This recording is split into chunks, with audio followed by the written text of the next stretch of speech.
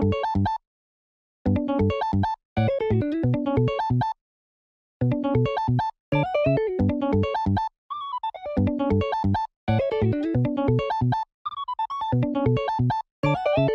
what's up, ladies and gentlemen? Good to see you again. And before we hop into the match today, I just wanted to let you know I will be going to Nationals in LA this weekend. So if you do want to, come say what's up, please feel free. I'll be walking around, I'll be playing some games, I'll be doing a bunch of random stuff, chatting with people. So it would make my day if you come up and say what's up. Yeah, just wanted to say that, and I'm really excited for the event as a whole. And if you are going, let me know down in the comments below. Other than that, let's just hop straight into the match. Alright, so we got a matchup against Belo, and we've got two games here, one that we played last week and one that we just played last night. Two different matchups against this good old-fashioned Belo leader. And I tell you what, this list can be very scary, but first game we're going up against my man David here. I think he is going to pass on that first turn. So no Belo Searcher. And then we are just going to cycle out the Hina and just go ahead and pass it over to him as well. He does get the Morley down. Morley is definitely a problem for me in this deck list. I don't want him to have that card for too long if possible. I'm just going to go ahead and swing 5 though and lower the Morley by 1. So I will get the Borsalino down, but unfortunately, I don't think I wanted to burn... I wouldn't say unfortunately, but I didn't want to burn the Houndblaze just yet in this matchup. I knew that I was probably going to need it for the rest of the game, potentially getting rid of that Morley on the following turn, but I will go ahead and cycle out Ice Age. Ice Age can actually be really clutch in this match if I do end up having, per se, Lucci and Houndblaze, or Lucci and Great Eruption in hand, but... I don't believe I had either of them, so the Ice Age wasn't going to do me much justice here. I do choose to cycle out that Rebecca, though, picking up a little bit of a Mancherry. Not really going to do me much in this moment, but I'll go ahead and swing 5 again, just knowing that 5k swings usually do get that poke through when playing up against Belo. So, he might potentially counter, but a lot of the times he'll just go ahead and take it in hopes of a trigger. Lucky for us, though, no trigger. And I'll just play that brand new, taking a look, and I find that Greater Eruption.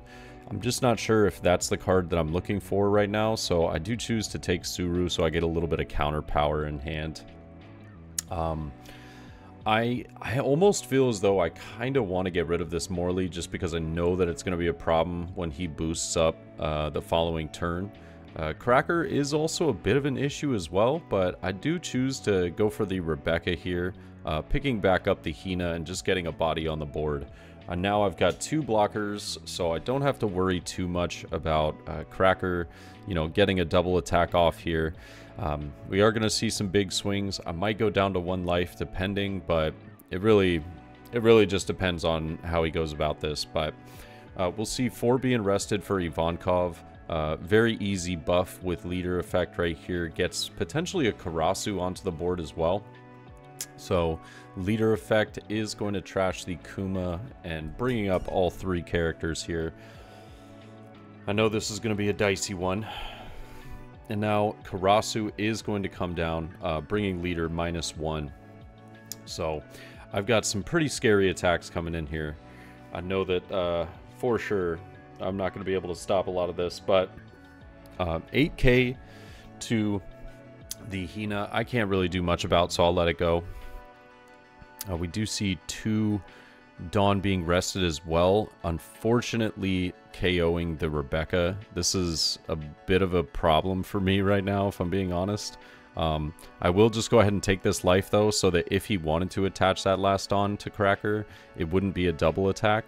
And so I was like, all right, you know what? I'll go ahead and take the 5. I'll go ahead and take this as well. As much as I don't want to go down in hand size right now, I think I am just gonna kind of have to live with it, unfortunately. I'm like, all right, well, I don't, not really trying to be on 1 life, but that's all right. We're just gonna block her up and hopefully draw into a Lucci. If we don't see Lucci here, though, we do have the Houndblaze to get rid of the Karasu and most likely Cracker or Morley as well, which ends up being the problem. I choose to take the card. I was wondering if I wanted to use it for a the trigger effect, but I choose not to in this case. I end up cycling out that Kaido. I know Kaido is never going to get played in this matchup. That is for sure.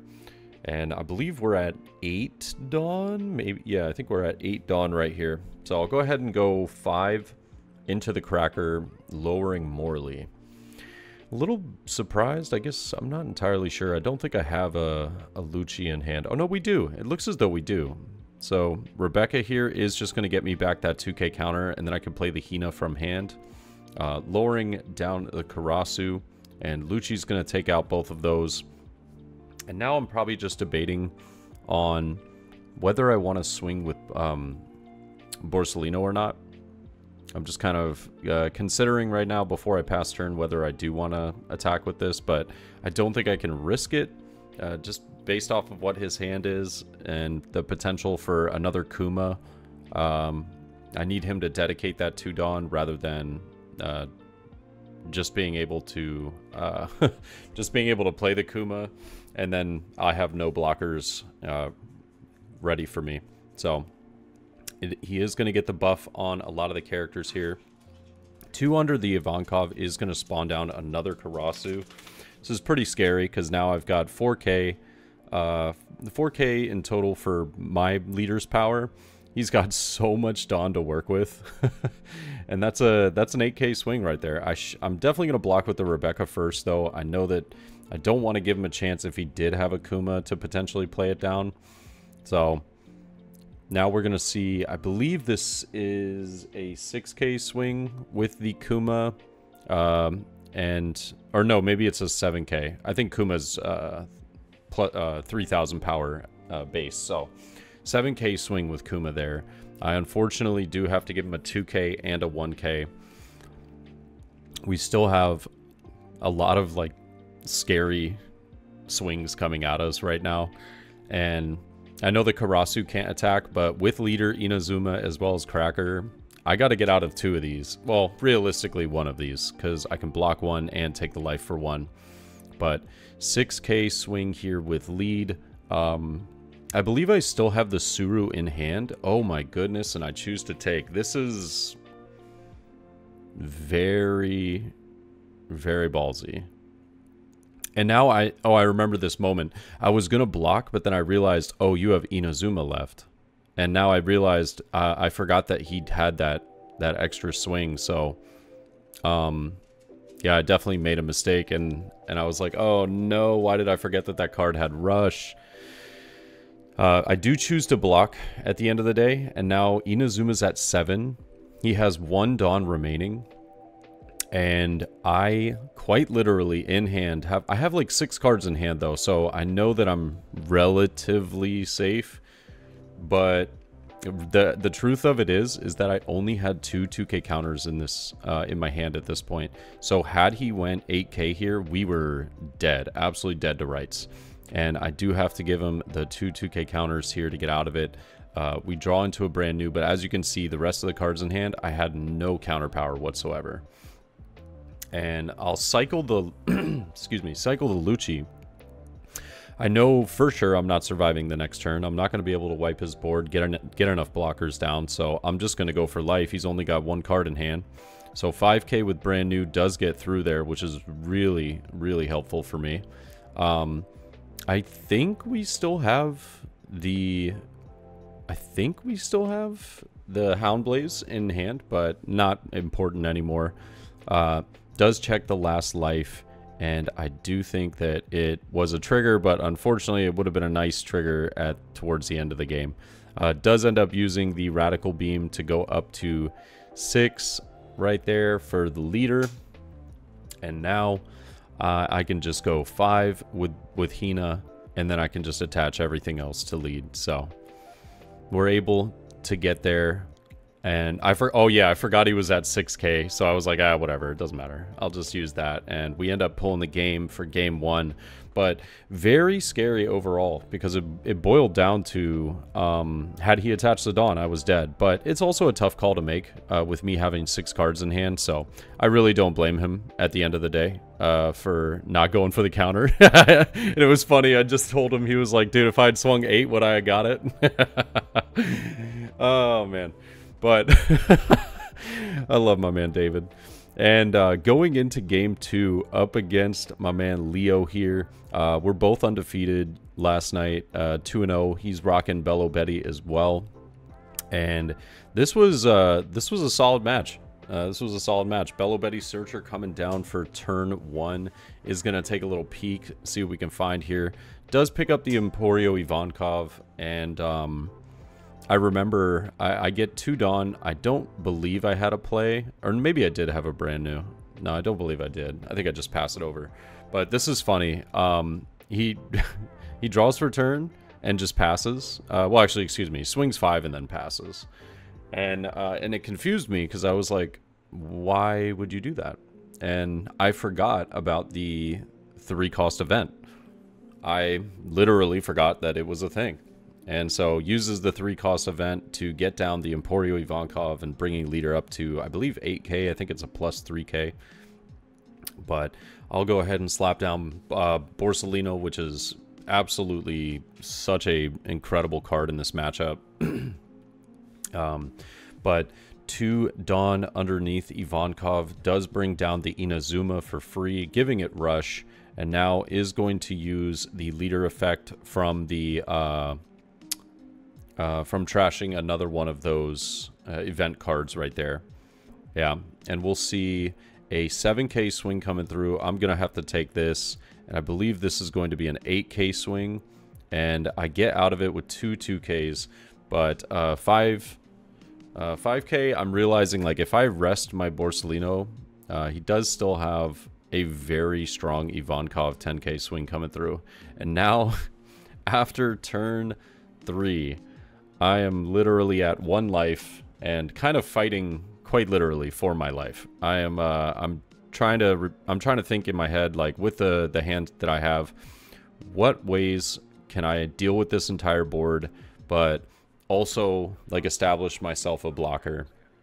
And I believe that I had Hina in hand, or not Hina, excuse me, Rebecca in hand, and I do choose to play that, picking back up the 2k counter and playing Hina just straight off the ability, lowering Ivankov, and now swinging 8 into Inazuma. I get a very good established board, as well as getting rid of his.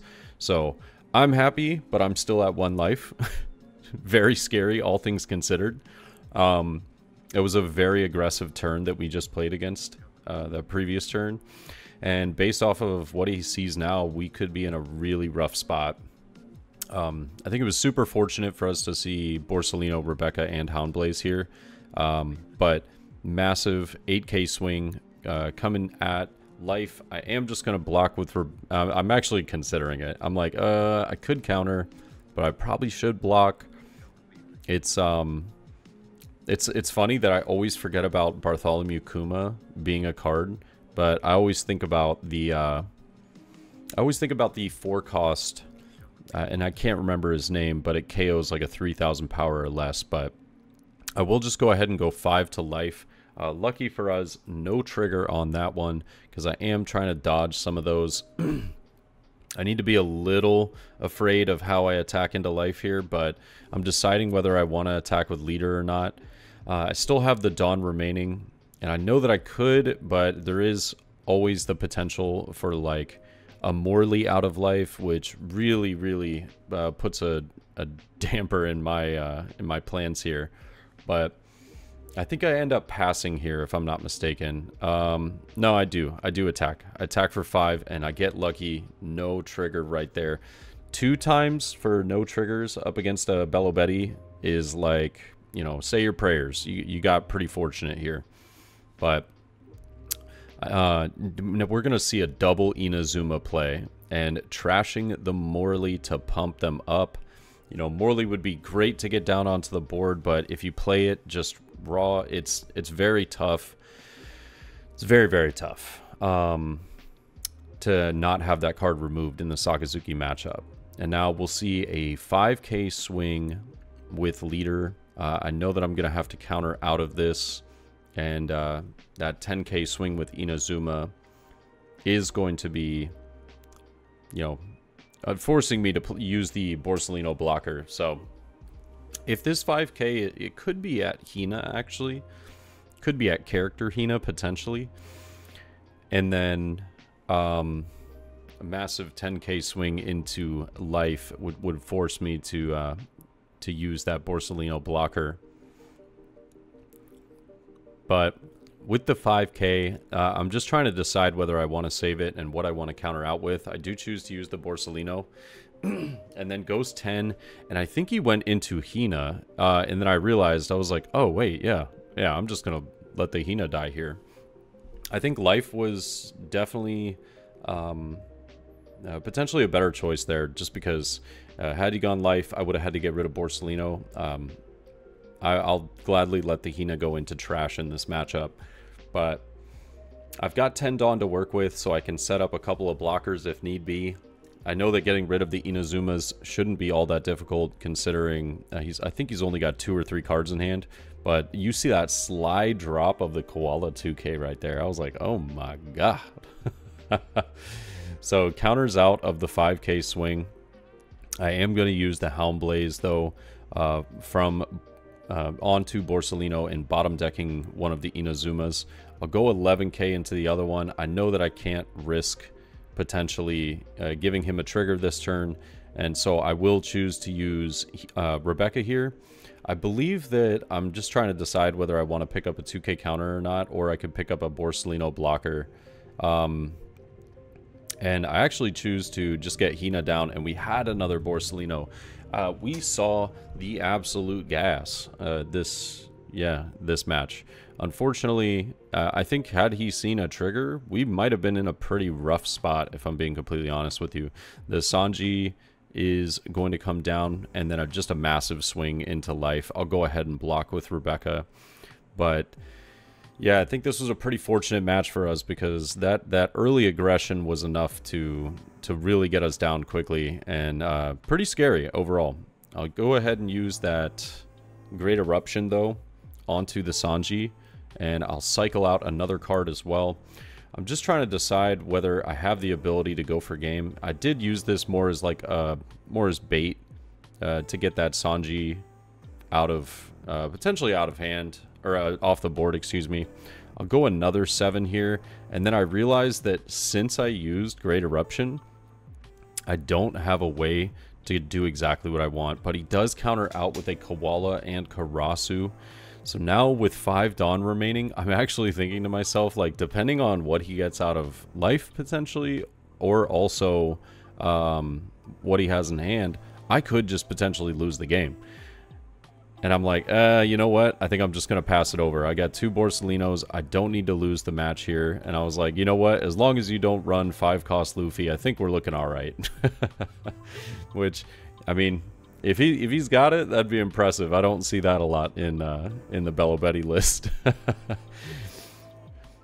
Now, gonna rest a few for Lindbergh. And Lindbergh's actually what I was talking about earlier, being able to KO the 0-cost or not.